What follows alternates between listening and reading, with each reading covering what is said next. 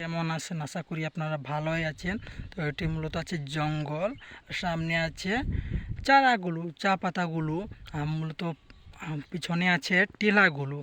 এটি আছে জঙ্গল আর এটি আছে লালাগুলো।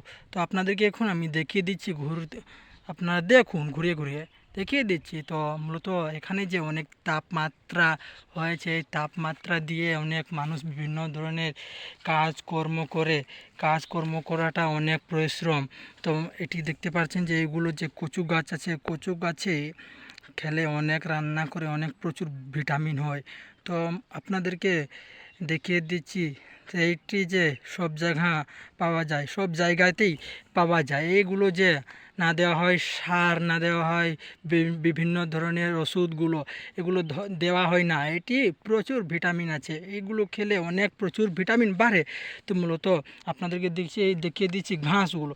তো আপনারা দেখুন যে ঘাসগুলো দেখতে অনেক, এখানে কাঁটাগুলো আছে, কাঁটাগুলোতে অনেক বিভিন্ন ধরনের এখানে যে পোকা মাকড় বিভিন্ন ধরনের থাকে।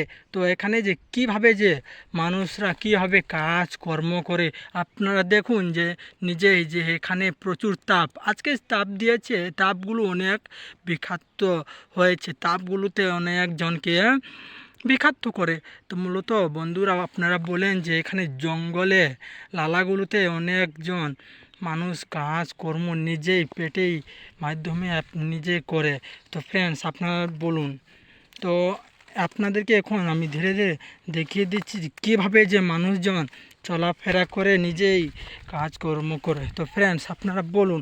আর এখন দেখুন আপনারা তাহলে যে কীভাবে, আর এই কাঁটাগুলো দেখুন,